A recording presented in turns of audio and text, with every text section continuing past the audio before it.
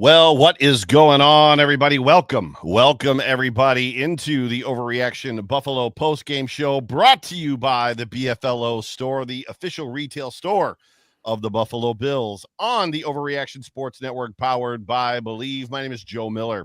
You can find me on Twitter at Joe Miller Wired, alongside my two co-hosts, former Buffalo Bills players John Fina and Jerry Ostrowski. You can find them on Twitter at John Fina and at Ostrowski_Big O. We are excited to have you guys with us as the Buffalo Bills have defeated the Detroit Lions in a game that I would say that we were all kind of resolved to see what would happen. But before we get to any of that, please do us a favor. Please like, please subscribe. Whatever platform you are viewing this live video on, please hit that like button, hit that subscribe button, all that good stuff. We just lost John Fina. Please, if you are watching or listening in post as a podcast, do us the same. Please like. Please subscribe, but in preparation for tomorrow, Monday, happy Victory Monday. And before we kick the show off, let's hear from our show sponsor, the BFLO Store. Shopping for that special gift?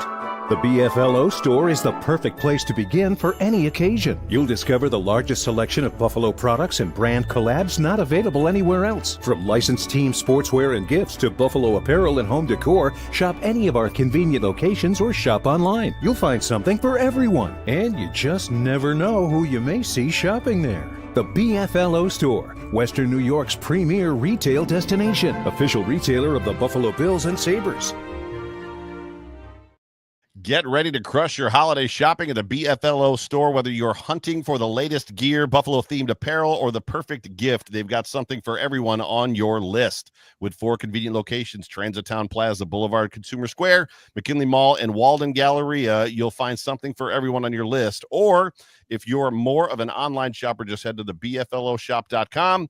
and then get everything delivered right to your door. The BFLO Store, the official retailer of the Buffalo Bills. John and Jerry, the Buffalo Bills have scored, 40 burgers in 2 games. They've got a win and a loss. They've rebounded in a game where together both teams scored, 90 points, 1,100 yards. Jared Goff had himself a day. Josh Allen had himself a day. No interceptions in this football game, but the Bills come out victorious to move to 11-3. Fellas, how are we feeling? Defibrillators, I think, is what you were saying, John. You doing all right? How the palpitations?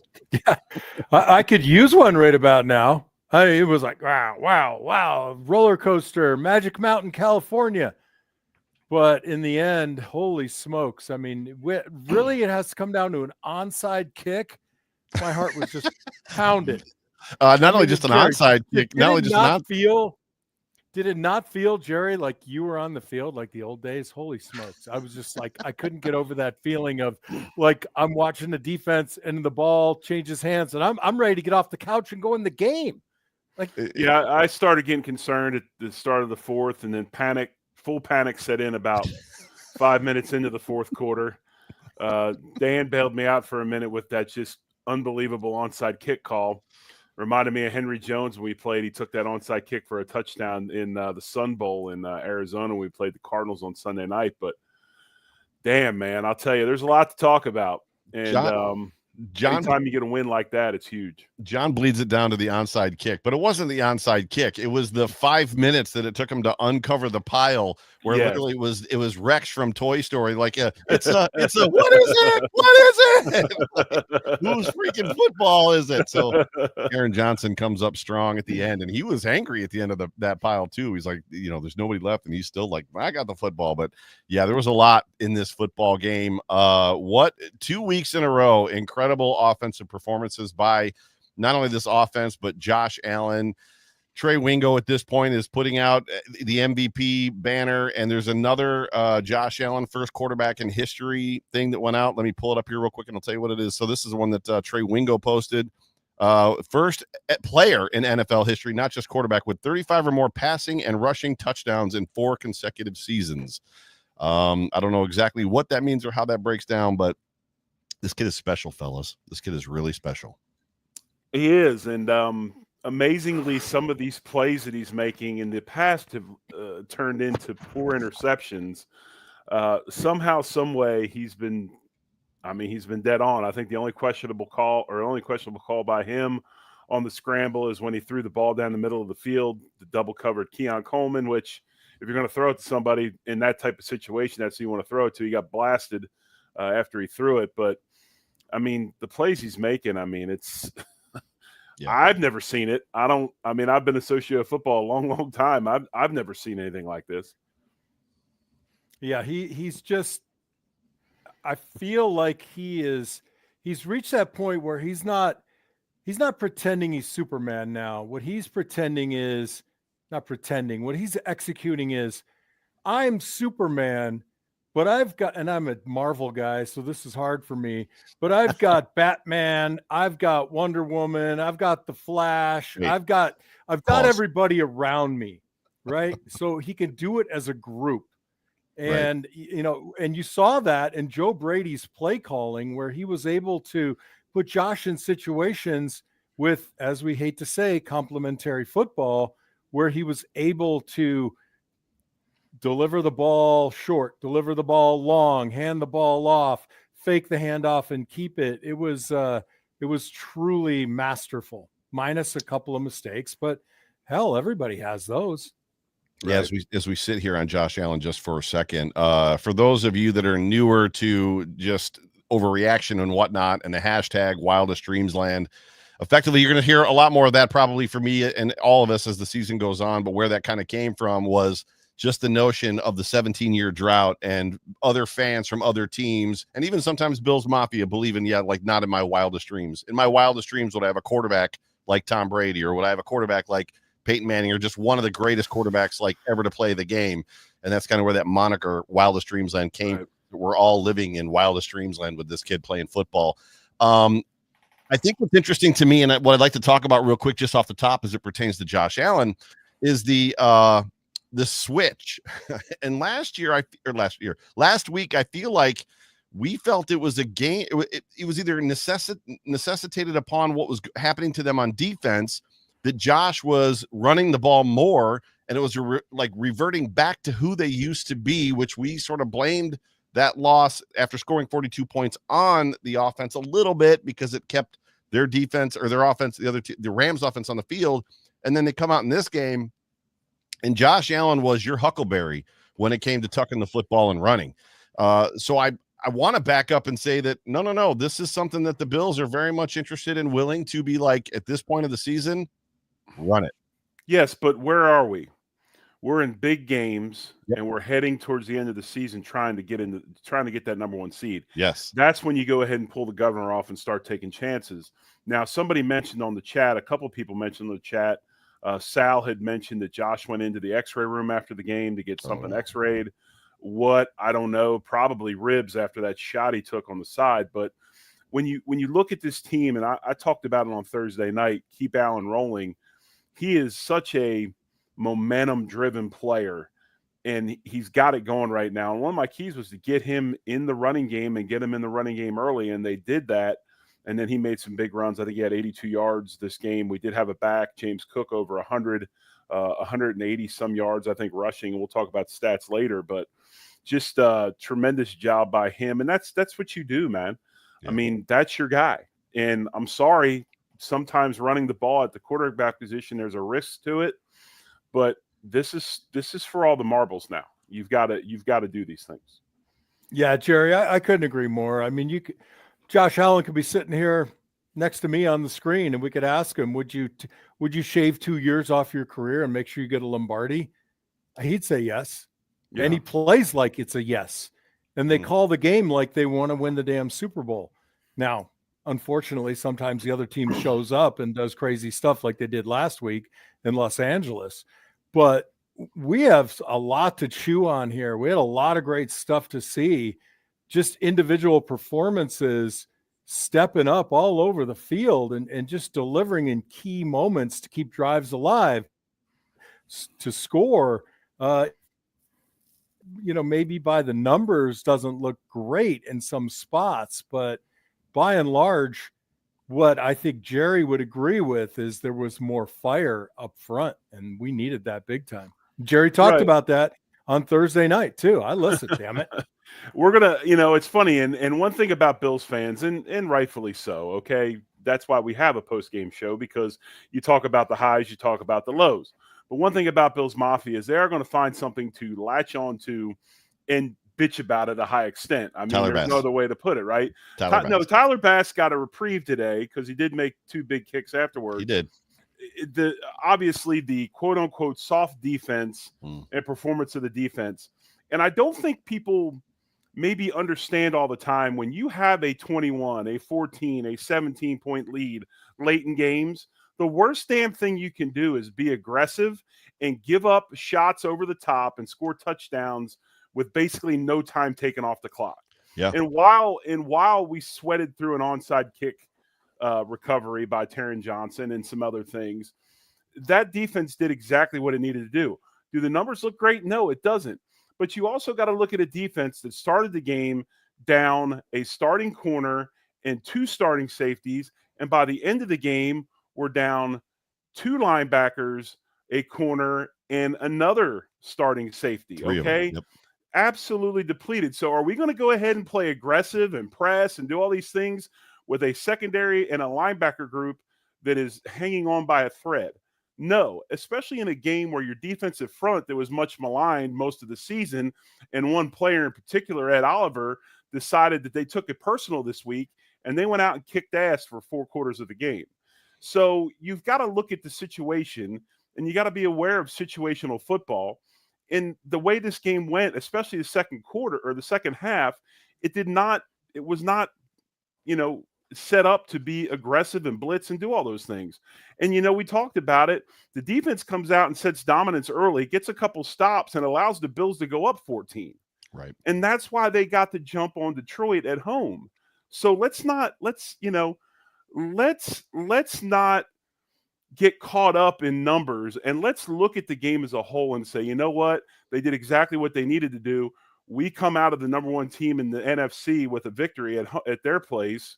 And now we get our momentum back after a terrible game against the Rams. Yeah.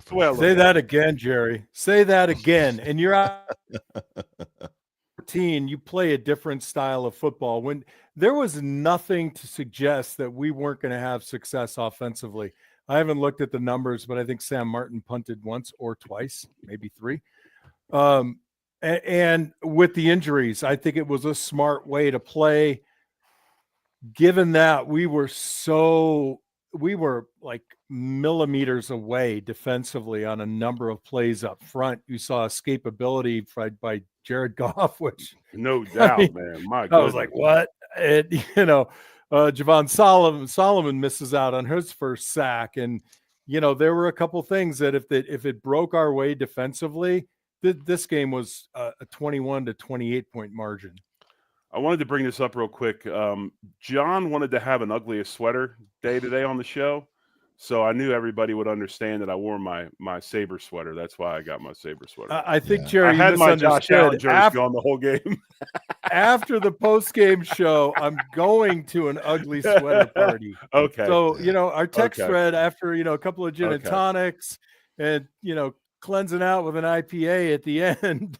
Even got my number on it. Number nice. 60. Very nice. I think the interesting thing about what you said, Jerry, specifically, and I know John was backing it up as well, is I don't know how anybody takes a position of being angry at this defense in this football game. Kareem Jackson was your safety, and I would be hard pressed for anybody right now to know his number, like the number of his jersey at this moment, listening to this program, which should tell you so. At one point, Balin Spector's in the game, and I'm screaming on Twitter and in the Discord chat, why is Balin Spector playing? Like, it's not time to sit the starters. Like, I was like, are they just giving Milano a break and Williams a break? And no, Balin, run out there and play some football. We're up by 3 scores. It's no big deal. When you look at what this defense did, I think the only takeaway that I have for the defense, and specifically Ed Oliver, is he's more than due toward potential for this program, the way that he played this football game. It bothers me that it took him this long and getting it. I'm not going to say embarrassed last week, but he felt embarrassed. I think those were his words last week, to nut up and like have a game like this. Like, where have you been all season? Because he's been highly invisible. Go ahead. I'm going to say this again. And I said it, I mentioned it early in the game on Twitter. To me anyway, the Bills looked fresher than fresh. Agreed. As far as they looked like Whole Foods the produce section at Whole Foods. That's how fresh they look. Okay. Yeah. And I'm telling you, people were in an utter panic this week about lack of practice. Somewhere. But I'm telling you, man, at this point in the season, yes, you do need to get some timing and some things, but still, mental reps are so much more important than physical reps. And the last thing you needed to do is go out there and beat on them and to try to get ready for this game. That was they were playing fast, aggressive. Ed may be having the week where they didn't do as much, help that hamstring heal a little more. I still think that's nagging him a little bit, but it didn't nag him today. They definitely played with an edge and they play with a purpose, and that whole group deserves a lot of praise today. They do. And not only that, when you talk about, they had a walkthrough on Wednesday, no practice, Zoom meetings on Thursday, and then I believe a walkthrough on Friday. And that offense pulled some stuff out that they had never done before, and some plays that they had never. And I don't mean like one or two. There was a bunch. There was a bunch of stuff that they did today that I have not seen, whether it was attempted and incompleted or just tried to run and call back on a penalty. There was a bunch of stuff right from jump. That first pass to Ty Johnson that went for whatever it was, like 27 or 32 yards, that just that floater. Allen was spectacular. The whole team offensively was spectacular. The defense did exactly what they needed to do on a week where they didn't have a lot of opportunity, as you said, Jerry, to practice. I don't know what, if you're taking, I'll let you go, Jerry. If you're taking negative away from this football game, I don't know what more you want. Did you want 48-0? Is that what you wanted? 48-0? Probably the only thing they did not do well, they had 3 sacks on Goff and probably missed about 8 more. They did not finish the pass rush very well today. But as far as everything else goes, as advertised. Yeah. That's the one thing I would agree with. If we wanted to find a negative, and I don't know, Joe, if you're overreacting or reacting, to what you're seeing on Twitter right now, I don't know, but I think everybody is pretty okay with that. And I would add a little emphasis, just like Jerry said, finishing. I mean, there were probably 5 or 6 getaways that we needed to have. Yeah. Do we want to talk about the fact that I think it was the first drive of the game? They run a double corner blitz with Benford and Kair Elam. I was like, all right, let's do it. And it worked. But that's what you got to do against a quarterback like Goff. I mean, if there's a quarterback, if the Bills make it to the Super Bowl, the quarterback I want to see is Goff, because to me, I think you get him down more than we did in this game on a typical night. He squirted out a couple times and had some pretty good runs. We could have a conversation about Kair Elam. He's been called into action twice this year. He has played his ASS off twice this year. And when you look at what the Rams did against the Bills last week, and I know the Bills want to be a zone team, nickel 4-2, you almost got to wonder if that game may have looked a little bit different if Kair Elam plays last week. Maybe. No, I don't know about if he's a man. He's a man corner. He's a man corner. That's what you're right. You're 100% correct, and he's a big body too. He's a long corner. So if you're going to play some man, that's probably the guy to go to. I just think that last week was one of those games. They just couldn't find the mesh defensively to stop that Rams passing attack, and when you weren't getting to the quarterback, it was an issue. But I think the biggest thing for me today, and you saw it late in the game by the way that the Detroit Lions were reacting. We played physical. I mean, we lined up and got after them. When the bully gets bullied, that's usually when they get chippy. And that's when Detroit started doing some of the things they did because they didn't like it. They were getting hit in the face and they had no answer for it. And I think if you asked, and like I said on Twitter, I said, do you think that Chuck Norris tells Dan Campbell stories like everybody tells stories about Chuck Norris? The ultimate male Dan Campbell, but they come off with that whole aura, and we lined up in their joint and got right in their face and had no issues with it. And that's that's as much of a big deal to me as anything.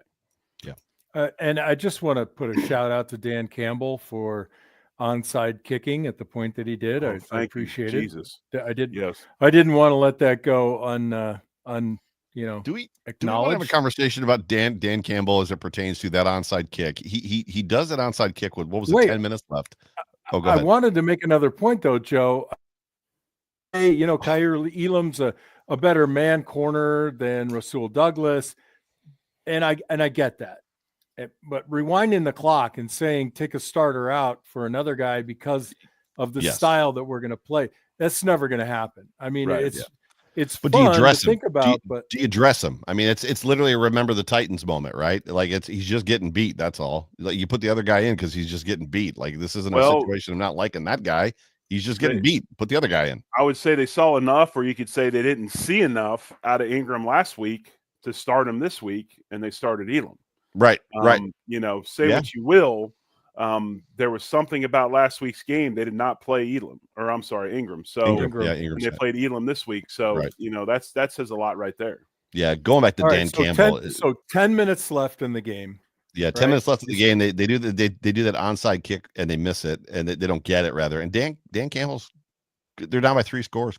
Cool, common. Was it 2 at that point? Maybe 3. I can't remember. Cool, common, collected. He's like, yep, no big deal. Like he wasn't chewing his gum aggressively.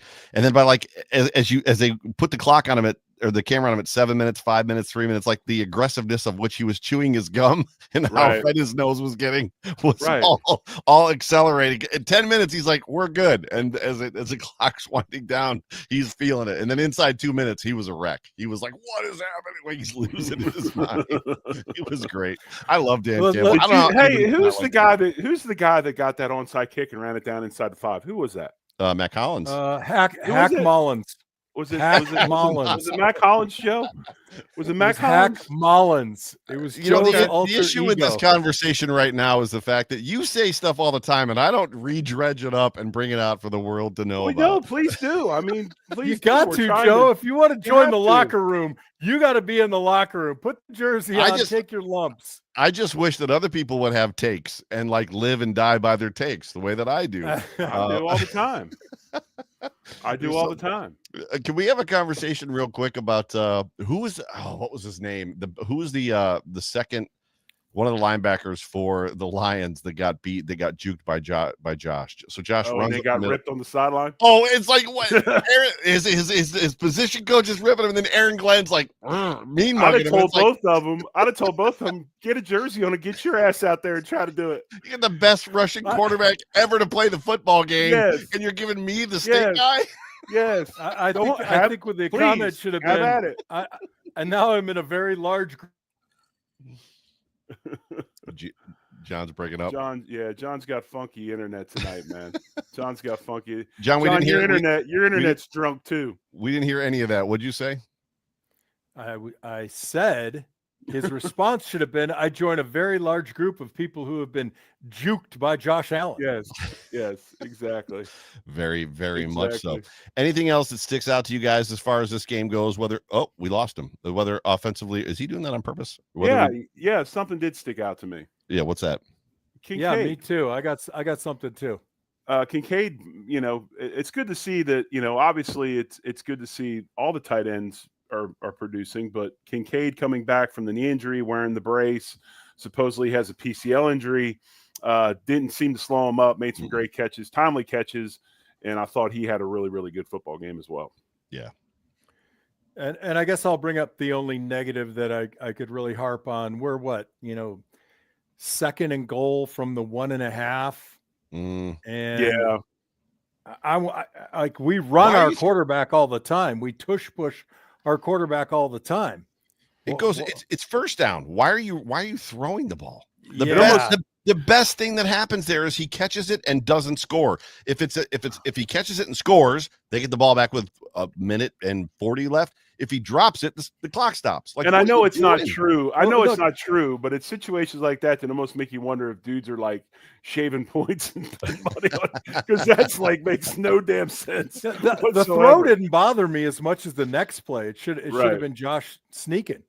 Yeah, that one I didn't get. I feel like he should have tried to sneak. I mean, if there's a way to sneak it to get 6 inches, right, to get half a yard or whatever, do that. Right. And then on third down, let the clock run another 40 seconds. Third down, put it in the end zone and then kick it off. Yeah, do it again. That I think is the only drive they're going to go back and look at, scratch their head and said, we could have done this better. Like if we're rolling. Yeah. That's the bugaboo though. That's the bugaboo that people that's the thing that happens, and it happened last week, where when it happens in an L, people come out of the woodwork, right? Yes. The cockroaches come out from inside the walls, and it's like, fire McDermott will never win because of that right there. And it might be true. We might never win because of a gaffe at the end of a game. But hey, let's get there first, right? We've got a coach that can get us there. Let's get there, and then let's see what happens. I do have one other play that's going to be talked about forever, and you talked about that one. Probably 2 seconds left in the first half, and we didn't throw the Hail Mary. Oh yeah, we threw the out pass to. So it felt like, I mean, Romo was, to your point in the Discord about Romo being one of the best. It felt like they were trying to do something different with that screen, and there was a like they didn't see two guys that had snuck up tight. So I think they felt like they thought that it was wide open and they were going to rush one, and they didn't. At least that's what I thought, that there was a plan there. It wasn't just they dropped a couple back late. I think they tried to disguise Hail Mary defense, but still, all that can happen there is you throw a screen that close to the line of scrimmage, he fumbles it, scoop and score. I mean, if you go ahead and throw the Hail Mary, it's into the end zone. It's either batted or caught or whatever. It's done. You go into the locker room. That was the only probably other iffy situation that I was scratching my head a little bit about. Yeah, you either kneel and say, forget it, we're not going to risk any injury or anything. You go for the Hail Mary. Or we were kind of in Bass range from there. I mean, I'm not sure. But to me, inside of 5 yards, it was 66 yards. He missed it. Oh, so if Bass would have made that field goal, he'd have tied the NFL record, and that's where the NFL record was kicked. If you listen to them talk about it, was in that stadium. So so you reminded me. So in my opinion, it's kneel or throw the the Hail Mary. I just don't get it. I didn't like the call. If you're going to do that, just kneel. I just don't see it. But I think the plan was to throw the screen, get 35 yards, and then pitch it back or find somebody open or do a throwback or something like that. And then I think that was what the plan was versus just chucking it. I like that plan better than an arm punt and Josh Allen throwing it to the end zone and getting an interception. I'd prefer not to have the interception tick. But one last thing, Jerry, you and I talked last week because, John, you were not able to be with us last week for the postgame show. And I said the defense didn't look like in that football, or maybe I said it to John on the off tackle show. I felt like the defense didn't really, there wasn't a we're going to tie this arm behind your back last week against the Rams. It looked like they just played that. And I know that, Jerry, it was one of you said, who did I ask that question to? Wasn't me. So John, one of you said they always have a game plan. And I was like, I know they have a game plan. No, that was me. I was going to say that was me. That's when Joe came out with they just walked out there like they didn't have a game plan. They just did whatever. Hang on a second. They affirmed what I said tonight, or what I said last week, because they clearly sold out to stop the run. They were hell bent and determined. How is that agreeing with what you said last week? Because last week it didn't look like they sold out to stop either Joe, the run or the pass. For aftermath tomorrow, Joe. That's for aftermath. That is not for aftermath tomorrow. We speak intelligence on this show, not theory and fandom. That's tomorrow tomorrow morning about 10. And that's why. Never mind. Go ahead. Continue. No, go ahead, Flo. No, please. No, I want to hear. I'm done. John, has anybody did we ever go into a game without a game plan? Other than the preseason? Well, the last year I was in Buffalo. Well, my understanding is when Jim Kelly and the K-Gun offense was from your guys' own mouths, you had 5 or 6 plays you ran. So what was the game plan? If you're going to run the same play every game, or the same 6 plays every game? Well, no, we ran the same 6 running plays every game. But when it came to the passing philosophy, you certainly looked at, is this a man team? Is this a zone team? What are their tendencies between the 30s in 3rd and long? So, and I know Jerry's taking a pretty good bite-sized bloody chunk out of your midsection there, but there's always a game plan, Joe. And functionally, it changes during the game with what you're having success at and what you're not. And I think the problem in Los Angeles was we weren't having success against anything. The end of the game, the Rams didn't have a very impressive running average per carry, but the runs that they had were just killers when they needed them. So,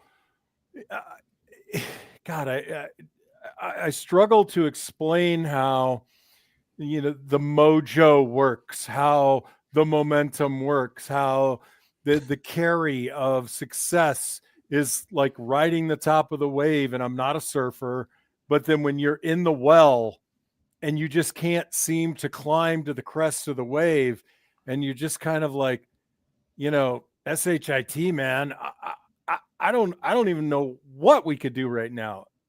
Well, today's the prime example. Okay, let's look at Detroit. Detroit ran And then the we go to ball. stats. Right, Detroit ran the ball 15 times. When the hell is Detroit? And 2 of them were golf scrambles. Yep. When the hell has Detroit ever run the ball 13 times in a game? Well, they were down by three scores. They couldn't. That's my point. That's what John's trying to say is that, yes, there are game plans, but sometimes when you're getting your rear end kicked, things change. So they sit in meeting rooms and have game plans. I agree, but normally even when a defense is getting beat, the way the Bills defense got beat last week, and none of us will sit here and say that, well, they played good. They didn't really get beat. The Bills got beat last week. They stopped them. They stopped them once, right? If that. Normally you could tell that they sold out against this. They tried to stop this, and they just couldn't. They weren't good enough on that day for whatever reason. They didn't win that game. I'm just saying, look, this game felt very much like they were not going to let Jahmyr Gibbs and David Montgomery beat them on the ground. We're not going to do it. Like, you're going to have to beat this Jared Goff. And that was with the secondary as depleted as it was, which I found incredibly impressive. The confidence that they had in those guys. Well, I think I think the other indicator of that, Joe, is they actually played, they played some 4-3 today. They had 3 linebackers in the game, played some 4-3. But I think that's why. I think the main reason why is because you take the run away. What do?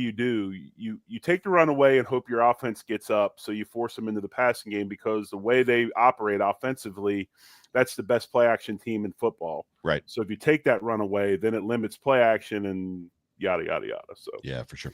Well, jumping into the stats, as Jerry although I do want to say real quick, Joe, I apologize for getting too aggressive towards your take. I apologize. You don't have to apologize. I do. I feel much shame. I feel much shame. Here for the ride, bro. There is a gap between fans and players, and fans are very much, this seems obvious, and players are very much like, meh. I do, though. I feel much shame. I person comes into the crease, I slash them with stick, I go to penalty box. I feel much shame. I mean, a lot of times doing these shows with you both, you're just very much like, I'm sending you a cookie cake this week and a bouquet of edible fruit. You can't. It's literally the Ed Oliver conversation. It's literally the Ed Oliver conversation. You can't say that Ed Oliver has played a good football game this year for the most part. Best game, and it's because early on he did. But he felt like he said it. We were embarrassed last week. That's not going to happen again. And then he comes out and he plays like a man with his hair on fire. Yeah. And I know that we've talked about this too. I know that it's not possible to play with your hair on fire every single week. I know that's not sustainable. But there's an aspect of sometimes what the fans feel or see isn't completely inaccurate. Which also verifies the argument when players say, I don't listen to the fans or the media. Yeah. That's not true either. They do. Yeah, for sure. Josh Allen now it's everywhere. Go ahead, Joe. Yeah. Josh Allen in this football, although Cam Lewis does not read his tweets during the season, which I think is funny because I've tweeted at him a couple times, just been like, bro, you the man. Josh Allen in this football game, 23 of 34, right around 60%, 362 for 2 touchdowns and 0 interceptions. Rushing, James Cook, 14 for 105. James had himself a day today. The casualness and the relaxed nature of the run game today was, I'm going to say, impressive. There was just no sense of urgency is not the word. There was no sense of panic in the run game. We're just going to get 4 yards right here. We had one. Am I wrong in that? We had one negative run, maybe 2. Jerry, for my show tomorrow, if a couple pop out at you that you want me to address, I think they're, Joe, to the point, and I'll keep it short. We ran a lot of very interesting motion and diversionary or distracting action when we were running the ball the opposite direction. It was really cool. There was just no panic. There was no moment. I have felt like in the past, this offense specifically, when they've got a lead, come out and they try to run the ball and they try to force the run. We're going to run now, right? And we did that. We did that at the beginning of the third quarter. We're gonna run the ball now, and then they come out and it doesn't work. And it felt like in this game, it was like, yeah, we're gonna run some run plays. Like, we're winning, so we're just gonna run some run plays. And that's just how it felt, which to me was almost like a corner turn. Sorry, Jerry, I don't mean to keep you quiet over there. You can talk if you'd like. No, you're fine. I'm still I'm pouting a little bit at my behavior. Go ahead. Oh, stop it. I can take it. Josh Allen in this game. Go ahead, John. We forgive you, Jerry. In nomine Patri, Filio, Spiritus Sancti, amen. Josh Allen was 11 carries for 68 yards, 6.2. Very determined, 2 touchdowns in this football game. Ray Davis, 7 of 50. It was great to see Ray Davis on the football field again. 7 for 15 yards. Ty Johnson had himself a day, not on the ground necessarily rushing, but catching. I think he had 100 yards before halftime, right? So getting into the receiving yards, Ty Johnson led the day. 5 receptions for 114 yards, 22-yard average. Keon Coleman had the one big catch for 64 yards, which even the announcers, Nance was like, that's why you draft that guy.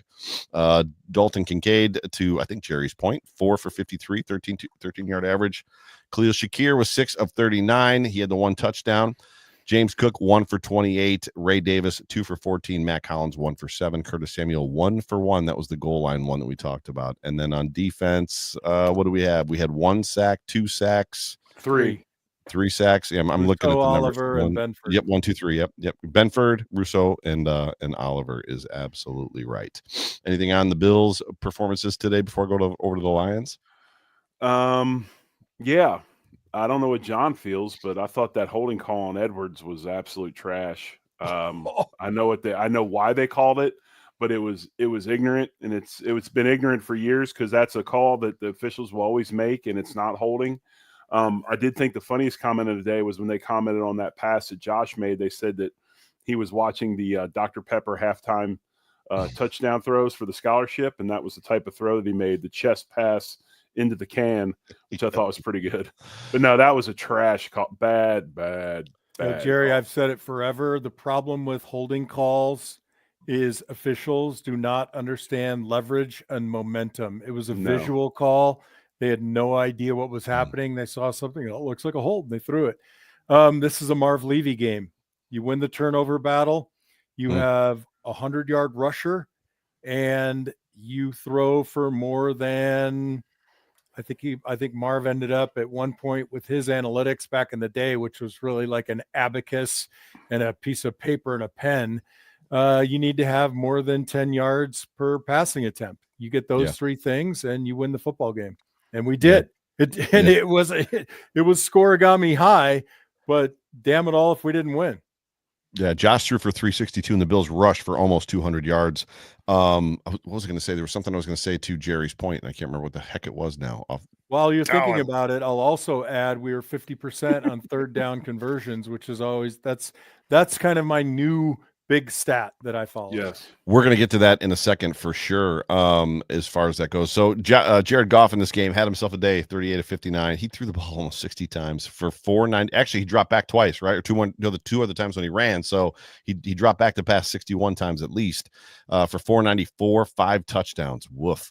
If you had him in the playoffs, congratulations. Jahmyr Gibbs, 8 for 31 yards for 3.9. Jared Goff, 2 for 13. David Montgomery, who I think was hurt early in the game. Did I hear that correctly? He was hurt early and then came back. David Montgomery? Yes, he was. Yeah. So I don't know this. I don't understand this whole spike and knuckles thing. Is that what it's called or whatever? But all right. So it's Sonic and Knuckles. Oh, that's what it is. Yeah. Yes. I'm not up to speed. Which was actually key to the game number 4, control Sonic and Knuckles. Yes. Right. Which they did. I'm on Ross St. Brown, 14 for 193 yards and a touchdown. Sam Laporta had 7 for 111, but most of those came late, not garbage time as they were pressing and making us all nervous. Jahmyr Gibbs, 5 for 83. That kid just looks good, but it feels like he needs the balance of David Montgomery to be super effective. Jameson Williams, 3 for 37 and a touchdown. David Montgomery, 4 for 31. Tim Patrick, 4 for 30. When they announced that Jared Goff had thrown for 400 yards and now he's got to 400, I was like, what? Yeah. It was a very quiet 400, was it not, when he got to 400? I think there were just quick strikes that kind of took you by surprise, but I think embedded in these receiving stats were a couple of drops, which were shockingly uncharacteristic of the guys that dropped it. St. Brown in particular, I was like, wow, he makes that catch all the time, right? And I think Williams had a drop, and I think even another one, I think maybe it was Patrick, had a drop that were balls that should have been caught, which kind of reminds me of last week when, the Rams were just kind of like, hey, let's just cook some pasta and throw it on the wall. I'm going to throw the ball up. And they made some catches that were like, really? Come on. Total yards for the Buffalo Bills 559 to the Lions 521. Passing yards 362 to 473. We already talked about it. Rushing yards 197 to 48. Jerry said that stat. I think it was Jerry. Yards per play 8.2 to 6.8. First downs 28 to 31 for the Lions. Third down efficiency, and this is where it comes in. So the Bills were 5 of 10, 50% against the number one third down team defense in the league. Mm-hmm. That were allowing either at 30% or just under 30%. So that speaks volumes. The Lions were they were under 50% at 6 of 13, just under. Fourth down efficiency 1 for 1, 2 for 3. That fourth down stop was big in that moment when they did not convert on that fourth down. Sacks allowed. The Lions allowed 3 punts, 1 and 3.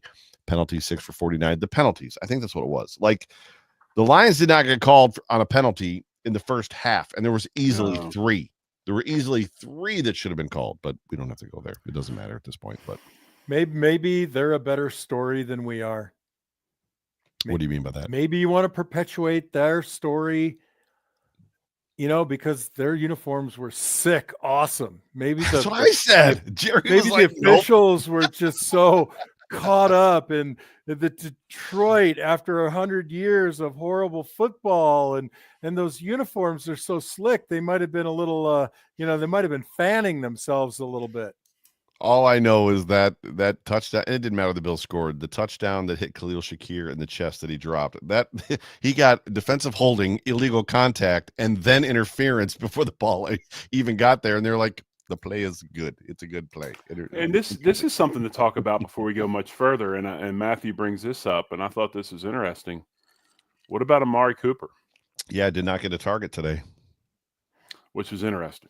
Yeah, I don't know that it means anything necessarily. Considering we've been told for how long that he's a man-to-man specialist, and they play pretty much man the entire time. No targets to Cooper today. I think a good conversation to go along with that, sorry, John, is the fact that Josh Allen over and over in this game gave me a heart attack a couple times, took the easy throw. And I wonder how much attention Cooper was pulling after 14 targets last week, which was opening up some of those screens, some of those easy passes, some of those touch passes. Josh Allen threw more touch passes in this game. I was going to say, you called them easy throws. They didn't look very easy to me. I mean, as Johnson and Knox, if those were very easy catches on those little feather passes. Man, they bailed him out, but good. Yes, are you guys the same way that I am? Anytime I see him crank back like he's going to freaking rip it, I'm like, that's fine. He's going to throw it. And anytime he gets to where he's going to like feather it, I'm like, yes. Oh, who knows what's going to happen? Yes, 100%.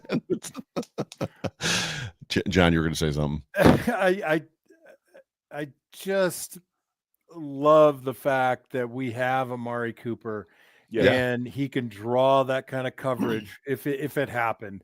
That's way too deep in my film review to ever get. But what I will say is, a guy not getting a catch in a victory and no drops on a target or two is fine with me. And I think he's fine with it too, because I as you see this bit of a carousel of receivers between the running backs, tight ends, and wide receivers, everybody's getting their day. And I think I hope that's okay with him. It would be okay with me. Of course, I only had 2 balls thrown my way, and I'm 1 for 2. But granted, I understand that Josh makes a lot of plays with his feet by keeping time and all that. But if you look at the way the Lions play defense, it makes sense that the easy throws were there all day, considering they play a ton of hardcore man, turn their backs to the line of scrimmage, and they're running with receivers downfield. That linebacker group is, other than the kid from Iowa that's still playing, Campbell. Yep. They're down to like number 5, 6, 7 as far as their depth at linebacker. So those underneath throws and some of the matchups they got, like the first play of the game with Johnson, it makes sense why those throws were there because of the way they play defensively. What they were hoping to do is get to Josh Allen, get pressure, and obviously, again, that's a pipe dream because it's easy to talk about, but it's obviously not easy to do. There's been 6 or 7 years of people hoping for that same plan. Right. I want to real quick, just because I brought it up in the Discord chat, that how long is it going to take for them to put a spy on Allen? And I said that just to set the context. I said that after Josh Allen's touchdown run to the right where he jumped into the end zone and didn't do a move, he just jumped. And at the snap of the ball, you saw the 2 linebackers take off to the right and left and basically just open that hole up for Allen. They were not paying attention to Allen at all. And John said that they didn't need to because of whatever Josh was doing. Later in the game, they had 2 linebackers motioning wherever Josh went. They had 2 linebackers on him. Was that in response to the game Josh was having on the ground, or was it just call plays and just situational football? I'm curious. I don't know. No, and I'll address it. I think early in the game it wasn't the right play because Josh was making time in the pocket. He was behind the line of scrimmage, and as the game got a little bit less obvious, I would say for the Bills on offense, and Josh was scrambling a little bit more, then having the spy made a little bit more sense. Now the reason you had the linebackers dividing on Josh's run was because of the run action that we had. It was split zone with motion, and it looked like zone where Josh faked to the left and still Dion was pulling across. So they flew in response to the action pre-snap and post-snap, and it just opened up a wide open space for Josh to walk in. My favorite run of the second half was probably the quarterback keeper to the boundary, something that they have not shown in a long time or have ever shown. They ran it to the wide side of the field before that, and they run them into the boundary and got a big gain. I thought that was pretty. That's right. Pretty aware. McKenna is convinced on the one, the big long slide that he had where he slid for like 5 yards. McKenna's convinced he could have scored there if he'd have just kept going. Who knows? She might be right. He had him split perfect, and he would have had to shake him or carry him into the end zone, but very much could have potentially. McKenna's convinced that he could have scored there. This is the moment in the show on the Overreaction postgame show where we have our Dude Award selection. And for those of you that listen and read other content creators and sports journalists, they do thumbs up, thumbs down, arrow up, arrow down. On this show, we do the Dude Award, which basically means in a good game, dude, great game, great job, dude. And then in a bad game, it's kind of a dude, bro, we got to talk, man. Yeah, dude, we got to do better than that. And also, we always preface it with Josh Allen is that dude. So we generally speaking don't give him a dude award, although today he's the figure that we have made the trophy out of. It's actually Josh Allen that we give to the Dude Award. Yes, but today he's deserving of the Dude Award. But who wants to go first for the Dude Awards today? There's a lot of great opportunities, in my opinion, today. I'm going to take it, and I'm going to go with Mac Hollins. I just think what he did on special teams, kicking game, and what he did offensively when he didn't have the ball, when he got the ball, really just completed the attack. He's a guy that the defense is not going to ever focus on, but he's going to find his moments. He's going to find his separation, and they know that. So they build a couple plays in here and there for him to get delivery of the ball, and he just continues to impress. Yeah. I'm going to give my Dude Award to a guy that has received quite a bit of criticism as of late. And John has said it before, and I've said it before, when you play older quarterbacks, the best way to pass rush them is up the middle to get them to flush because they're not very fast or fleet of foot. And I'm going with the guy that had 4 tackles, 3 solo, 1 quarterback sack, 3 quarterback hits. I don't know how many hurries he had, but I'm going with number 91, Ed Oliver. I thought he showed up today. Obviously, we need him to play like that the rest of the season into the playoffs. Yes, the next 7 games. Today was a very good start, and my Dude Award goes to Ed Oliver. You took my guy, Jerry. What? You could take James Cook. I'm not going to take James Cook. I'm going to take the same guy that John said. I'm going to take Ty Johnson because to me, early on in this football game, I felt, and the announcers talked about it, right? Find a fast guy, make him a germane part of the play as far as the game plan. And I felt like that game would have gone completely different if he drops the first 2 passes that were thrown to him versus catching the first 2 passes that were thrown to him. I just felt like Ty Johnson and revenge game, however you want to call it. I don't think this is a sexy Rexy situation where we're going to highlight and solo out the guy that has a grudge against the team we're playing out like Rex always did. But Ty was amped up to play in this football game, and it's interesting. It's interesting to think about. I saw somebody tweet this, and I don't remember who it was. They talk about Jahmyr Gibbs and David Montgomery, and they are both elite, and together it's ridiculous. And there's other 2-headed monsters as it pertains to defense or offensive backfields, but we've got a pretty good group between the three of our guys. Ray Davis, even when Ray Davis would come in, was getting positive yards, 2 to 4 yards, 5 yards. Like it's something. There's something good here. Yeah. No, definitely. And to go back to the whole revenge game thing, I think if the Buffalo Bills drafted Gibbs and had Montgomery on the roster, then it would have been a grudge game because Ty Johnson would have been playing for Detroit instead of Buffalo. I mean, unfortunately, sometimes they're just guys that are really, really good. But no, I think you're right, Joe. I think that we have a really, really good mix. And the thing that I enjoy with our backs are, Cook shows flashes, although he has had some big drops. But the other two are incredibly good out of the backfield catching the football as well. So really, really complete backfield right now in Buffalo. Yeah, shout out to Richard Rush as well for calling a play early, the breakaway on James Cook. Richard Rush in the Discord was like, I feel like James Cook is a hair away from breaking one.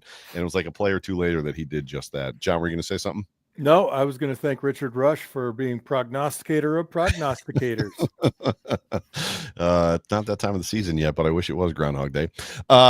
Any last comments before I get us out of here? Good show this evening, gentlemen. Any final thoughts?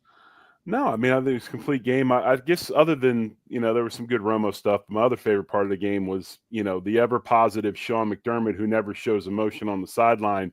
Even he just kind of closed his eyes and shook his head when Bass missed a 24-yarder. even he's gotten to the point of the rest of us. He's like, man.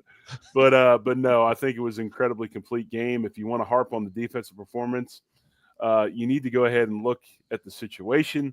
Look at how they played early. Look at how they allowed Josh to go out and get that lead and control the game from there on out. So just really, really good, complete game by the Bills. All three phases, even with the missed short field goal. Nothing hurt us. Nothing hurt us as far as touchdowns like it did in LA or anything like that. Right. John? Man, I'm good. Man, I'm good, he said. Well, ladies and gentlemen, thank you so much for tuning into the Overreaction Buffalo Postgame Show, brought to you by the BFLO Store, the official retail store of the Buffalo Bills on the Overreaction Sports Network, powered by Believe. Jerry, did you have something else to say? No, I'm good. Are you sure? Yeah, the only thing I was going to say was thank God we got Patriots to finish the season, because we've got some people that need to get healed up if we got to play some backups rolling towards the playoffs. And I know they're important, and we want to get that number one seed if at all possible. But it is nice to have a lesser schedule the last 3 games of the year. We have Patriots, and Patrick Mahomes couldn't finish the game today. Not that he necessarily needed to. That's his yearly freaking limp off the field ankle injury that he has every damn year. The son of a bitch will show up first week of the playoffs and throw for 450. Well, as long as they're the second seed, I'm okay with that. I'm just saying there's an opportunity for them to drop. All they got to do is drop 2 games, and we went out, and we have the number 1 seed. And Pat didn't want to play 3 games in 11 days, so he was like, my ankle, I think it's broken. So now it's Caddyshack. My arm. So now whoever played $100 million to get that Christmas Day game with the Chiefs gets to have Carson Wentz on their TV screen. So good luck with that. That'd be Netflix. Good luck with that, Netflix. Hope you do better than you did with I think Jake Paul and Mike Tyson. I think he's going to play, just to be honest, because the Bills are breathing down their neck. They're still breathing down his neck. But yes, thank you guys so much for tuning in to the Overreaction Postgame Show. Super good to have you. So tomorrow, the Off Tackle, Aftermath, sometime in the morning before noon with myself, 8 p.m., the Off Tackle with John Fina show. Tuesday On the Beat with Mike Catalana. Wednesday, the Hump Day Hotline with Jay Spence the King. And then Thursday, and we didn't even really talk about it, Jerry Ostrowski has nailed the 5 keys to the game 2 weeks in a row. It's probably longer than that. If you were not tuning into Jerry's show weekly, I don't know what you're doing, because you're missing it, because you should be tuning into Jerry's show, because he's telling you exactly what's going to happen in these football games. So, but for me, for John, for Jerry, for all of us here at Overreaction, we appreciate you guys. We love you guys. Tell a friend about our network and our program. Help us get our numbers up. On the way out, hit the like button, hit the subscribe button. We'll talk to you guys soon. Happy Victory Monday. Go Bills. Go Bills. Much love. Go Bills. Go Sabres. Go Bills.